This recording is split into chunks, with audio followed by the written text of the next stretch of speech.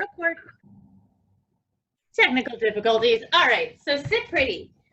This is one of my favorite tricks to teach because I actually get to talk about the body and how muscles work.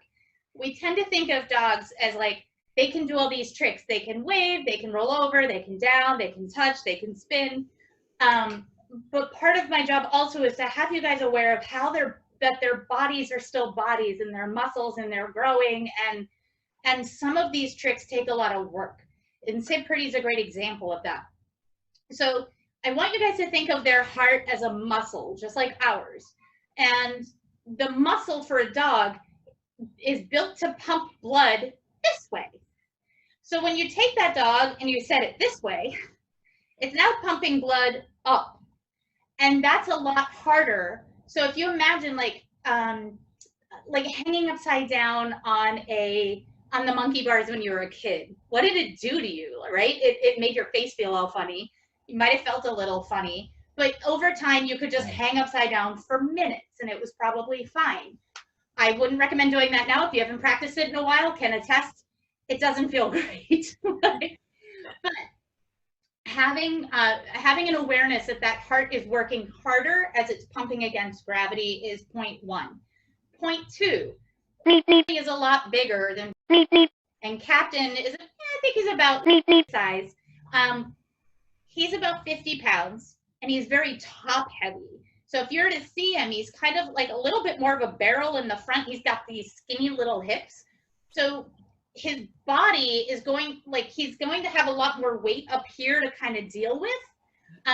Whereas as a beagle, she's a lot more square and she's closer to the ground. So this is going to be easier in general. Captain, hop please, hop up. It's going to be easier in general for a dog like her because of her size. She's more square and she's a lot closer to the ground. So the bigger the dog, the harder it is. Oh, did he mute it? No. Oh, okay, cool. So that's another thing to keep in mind. The third thing to keep in mind, when we are asking a dog to go from here to here, hi, they're also using these muscles, which they don't usually use in this way, and these muscles that they don't usually use in this way. So we're taking our dogs and they're going from here, and now they have to engage their core in a whole new way. So if you've seen those like little dogs that can sit like this for minutes, they're square, they're not fighting as much against gravity, but then you take a bigger dog like Captain or even and you put them up like this and their bodies are working really hard to try to stay in this position. So you might see a lot of this, or even tipping forward or back, or you just might see them give up completely. If you think that they're going to fall backwards, it might be better if you have a partner kind of standing behind to catch in case they go, because we don't want them to get hurt.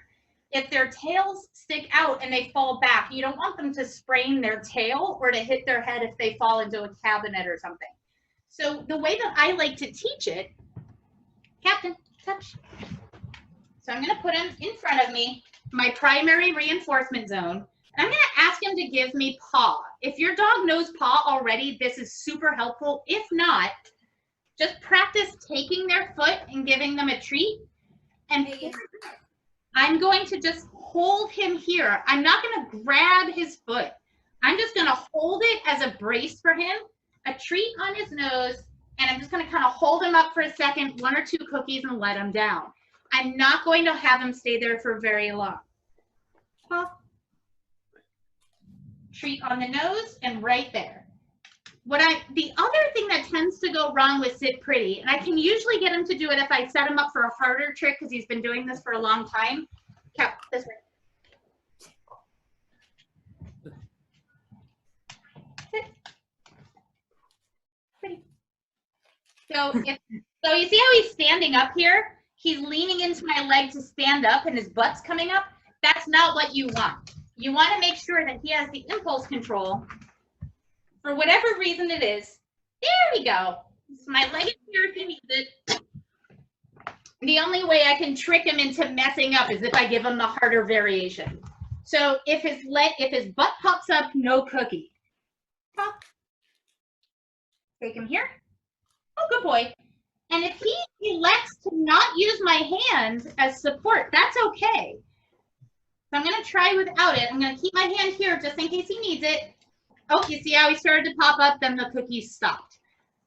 As he gets better, sit. Human. Yes. So for him, I call it human. Human. Oh, good job. So, but even with him and doing this for a few years, I never asked him for more than 4 or 5 seconds because it is, I know the toll it takes on him, and I know he doesn't have the best hips to start with.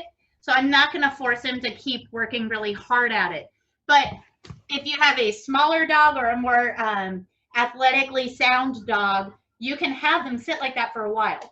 I don't encourage people who have like corgis to do this because they're long backs, dachshunds because of their long backs, German Shepherd dogs, the dogs that have like wonky hips and bad knees, because there's so much pressure going on their base. I tend not to recommend those dogs do this unless their vet says, no, your dog is fine, go for it.